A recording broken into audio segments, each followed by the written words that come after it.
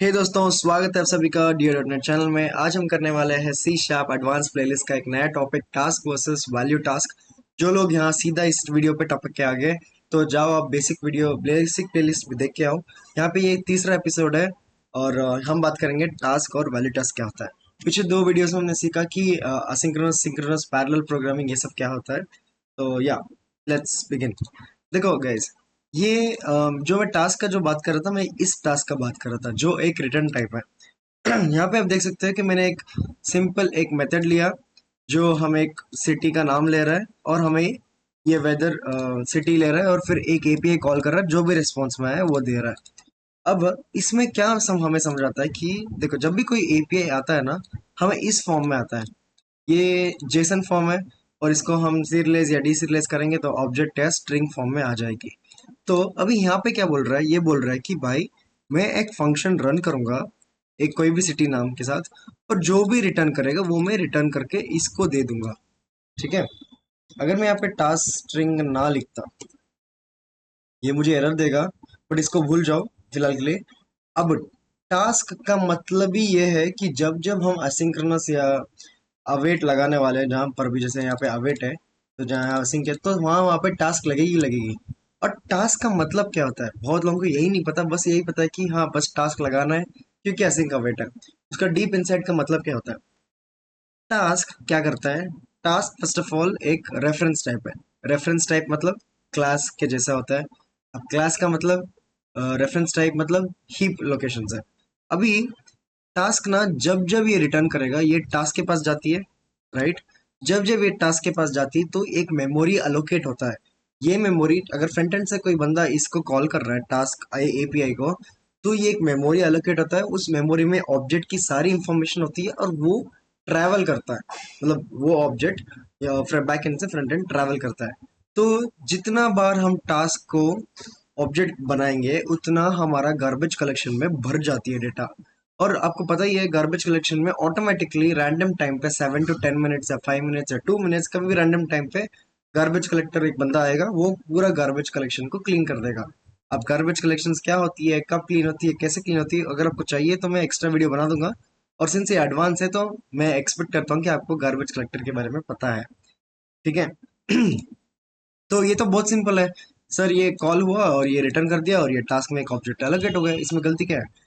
इसमें गलती कुछ भी नहीं है, ये बहुत क्लीन आर्किटेक्चर है और बहुत सही तरीके से लिखा हुआ है कोड।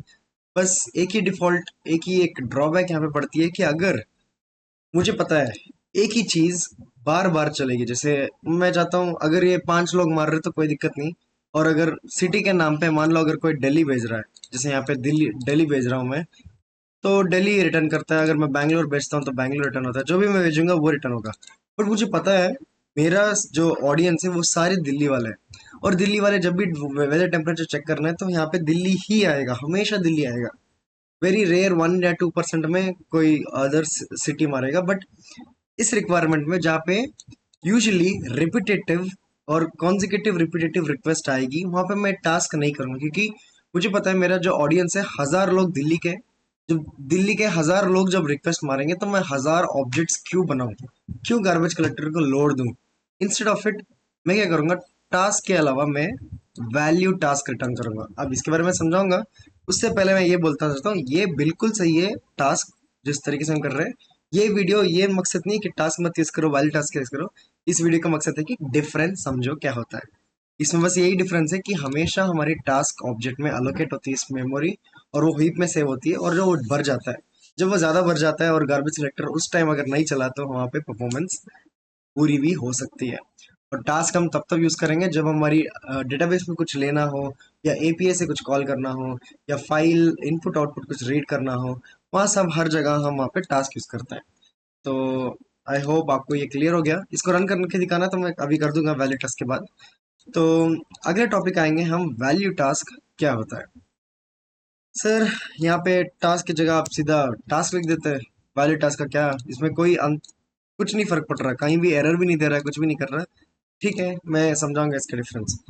देखो, आपने पढ़ा था टास्क हमेशा वैल्यू अलोकेट होता है और गार्बेज कलेक्टर उसको क्लीन करता है।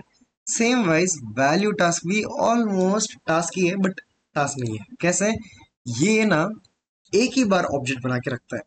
ठीक है, जैसे आप इसको 1000 बार मारोगे ना, तो ये एक ही बार आप मार सकते हो, जिसमें वजह से एक ही बार आप इसको कॉल कर सकते हो। मीनिंग एक ही बार इसका ऑब्जेक्ट बन सकती है। ठीक है, एक बार ऑब्जेक्ट बन गया ना, आप जो कॉल करोगे 1000 बार, 999 999 बार टाइम्स जो कॉल करोगे, आप इसको नहीं कॉल करोगे, आप उस पर्टिकुलर ऑब्जेक्ट को कॉल करोगे। ठीक है, और जैसे फॉर एग्जांपल यहाँ पे देखो, हमने एक यहाँ पे लिया, एक सिटी का नाम लिया है। ये पहले कैशे में चेक करेगा कि क्या वो कैशे में है। अगर नहीं है तो ये नॉर्मल प्रोसेस जो पिछली चल रही थी वैसी चलती है। अगर कैशे में प्रेजेंट है, हम सीधा यहीं पे रिटर्न करते हैं, यहीं पे सीधा रिटर्न कर देते हैं। हाँ भाई, तूने दिल्ली मांगा ना, ले दिल्ली ले। तो इसमें हम कोई ऑब्जेक्ट रेफरेंस हम स्टोरी नहीं करेंगे। ठीक है, एंड एक और चीज जो मैं आपको बताना है, वैल्यू टास्क स्टोर नहीं करती, all that is good. Object string लेती है। ओ या, वैल्यू टास्क एक और सिनेरियो जहाँ पे यूज करना चाहिए वो ये है कि सपोज आपको पता है कि कुछ चीजें, 99% चीजें हमें असिंक्रोनसली आराम से मिल जाता है। असिंक्रोनसली कहीं जाना है, उठा के लेके आना है, वो असिंक्रोनसली मिल जाता है। ये वो चीज हैंडल करता है जो सिंक्रोनस प्लस असिंक्रोनस दोनों आएगी। देखो, इतना पार्ट सिंक्रोनस है, इतनी पार्ट सिंक्रोनस है, और इतनी पार्ट असिंक्रोनस है। कैसे? ये बोल रहा है अगर तुझे कैश में ऑलरेडी मिल चुका है, तो तुझे असिंक्रोनस कॉल मार के दोबारा ये करने की जरूरत नहीं है। सीधा बोल दे भाई, ये रिजल्ट है। सीधा मतलब कुछ भी चीज जो ऐसा मिलता है, अचानक से जो चीज मिलती है, उसको सिंक्रोनस बोलते हैं। और असिंक्रोनस उसको बोलते हैं जो टाइम लग के, कुछ प्रोसेस होके, कुछ मैनिपुलेट होके, कुछ लॉजिक सर्विस लेयर, कुछ कुछ लॉजिक बन के फिर जो निकलती है, वो असिंक्रोनस ऑपरेशन है। असिंक्रोनस ऑलवेज रिलायबल होती है, क्योंकि हमें पता है कि वो बार बार जाती है, कुछ ऑपरेशन लगाती है, फिर उठा के ले आती है। सिंक्रोनस इज ऑल्सो, ये क्या बोलते हैं, फटाफट जो मिलने वाला रिजल्ट है वो है। तो वैलिडास क्या करता है, कैश में चेक करता है, अगर मिल गया तो सिंक्रोनसली ये रिटर्न कर देता है, नहीं तो ये असिंक्रोनसली रिटर्न करता है। और ये एक ही बार रन होगा, एक ही बार ऑब्जेक्ट बनेगा, और उस ऑब्जेक्ट को 999 टाइम्स हम मारेंगे और लेंगे। अब इसकी सिनेरियो कब यूज करेंगे? ठीक है, इससे पहले मैं इसको ना आपको एक बार रन करके दिखाता हूँ। इसका एक सिनेरियो बताता हूँ, बहुत इंटरेस्टिंग है। मैं चाहता हूँ आप ये वैलिड टास्क का टास्क एक बार पढ़ लो। वैसे आप रियल टाइम सिनेरियो में most of the time task use करोगे, बट एक ऐसा सिचुएशन है जहाँ आप रोज इस्तेमाल करते हैं और वो वैलिड टास्क पे चलती है। जैसे देखो, यहाँ पे मैं कंटिन्यू करता हूँ। देखो, कैश में है नहीं, अब ये खाली है, तो मैं आगे बढ़ा, यहाँ पे गया। अब इसको पता चल गया मैंने दिल्ली का मांग रहा हूँ, तो कैश यहाँ 1 हो गया, राइट। अब जब रिक्वेस्ट यहाँ पे आएगी, दोबारा यहाँ पे जब रिक्वेस्ट आएगी, ये कैश पे चेक करेगी भाई। कैश भाई, जो मेरे पास दिल्ली है तेरे पास, वो बोलेगा हाँ है, तो आ जाओ, आ जाओ। ये यहाँ पे ये रिटर्न कर देगा हमें दोबारा सिंक्रोनस तरीके से। देखो, यहाँ गया ना डेटा हमारा पास, दोबारा हमें असिंक्रोनस तरीके से इसको मारने की जरूरत ही नहीं पड़ी। अब सर, ये तो हम टास्क में भी अचीव कर सकते थे, इसको वाले टास्क की क्या जरूरत है? I explain once again guys. यहाँ पे टास्क लिखने से ना, इवन दो हम कैश में चेक करके सिंक्रोनसली रिटर्न कर रहे, कुछ भी कर रहे, एंड ऑफ द डे जब हम रिटर्न करेंगे, वो यही तो रिटर्न होती है। End of the day task, ये स्ट्रिंग, यही तो रिटर्न होती है। जहाँ जहाँ टास्क रिटर्न होती है, वहाँ वहाँ पे स्टोरेज बनती ही बनती है। इसीलिए हम वैलिड टास्क यूज करते हैं। अब इसकी सिनेरियो गैस, आपने देखा होगा, आप सबने पबजी खेला होगा या वैलोरेंट खेला होगा या कुछ भी गेम्स खेला होगा, वहाँ पे इनिशियल लोड गेम का फोन में, लैपटॉप में बहुत टाइम लगती है, 30 सेकंड, 40 सेकंड, एक एक मिनट भी लग जाता है इनिशियल लोड। वहाँ पे क्या होती है, सारी चीजें ना एक ही बार लोड होके ऑब्जेक्ट्स बन जाती है।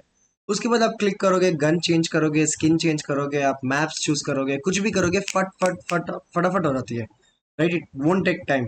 शूटिंग करना, ये करना, मूवमेंट करना, सब कुछ फट फट होता है। वहाँ पे वैल्यू टास्क बहुत ज्यादा यूज होती है गेम इंजिन्स पे, गेम्स बनाने के लिए, या ऐसा कुछ चीज़ है जहाँ पे हमें इमीडिएटली चाहिए, जैसे कि सिग्नल आर, जहाँ पे व्हाट्सएप हम चैटिंग करते, राइट। मैं अभी आपको हाई भेजूंगा, आपको तुरंत हाई मिल जाएगा, like with in seconds, fraction of seconds. ये जो फास्ट वाली चीज़ें होती है, वहाँ पे वैलिड टास्क की होती है। अब आप पूछोगे सर, वहाँ पे फास्ट जो चलती तो है, बट कैसे चलती है? वहाँ पे इसलिए चलती है, देखो, जैसे हमने अभी भी देखा, जब ये चलती है ना, जब ये फंक्शन चलती है, इनिशियली एक ऑब्जेक्ट बनाती है, उस ऑब्जेक्ट को सब लोग मारते हैं, और जब इस ऑब्जेक्ट, बना बना हुआ ऑब्जेक्ट को कितना भी आप कॉल कर लोगे वो तो फट फट फट फट रिजल्ट देगा, क्योंकि उसको तो कहीं ऑपरेशन उठा के लेके नहीं आना है, उसको बस रिटर्न करना है। तो वो वहाँ वहाँ पे हमें वैल्यू टास्क काम आती है। तो यही था डिफरेंस, वैल्यू टास्क और टास्क की डिफरेंस। जहाँ पे हमें हर बार डेटाबेस पे जाके रिलायबल डेटा उठा के ले आना है, वहाँ पे हम टास्क किस करेंगे। जहाँ पे हमें पता है कि एक ही बार लोड होना है और बार बार हमारा ऑडियंस यही है और बार बार एक ही रिक्वेस्ट आती है और एक ही रेस्पॉन्स जाना है, कुछ नया नहीं है, वहाँ पे हम वैल्यू टास्क यूज करेंगे।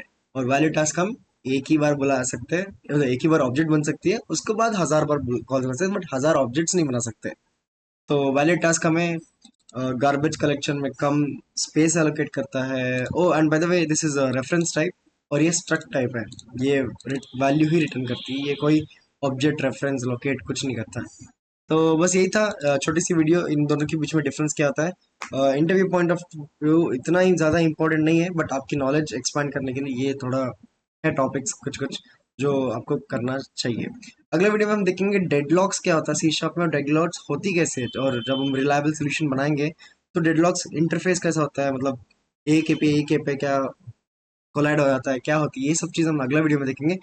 फिलहाल के लिए इस वीडियो के लिए आप एक बार देख लो, इस कोड को मैं गिटहब में भी अपलोड कर दूंगा, एक बार रिवाइज कर लो, चेकआउट कर लो, और क्या, थैंक यू। तब तक कोड कोड करते रहो, सीखते रहो, मिलते हैं अगले वीडियो में, बाय बाय।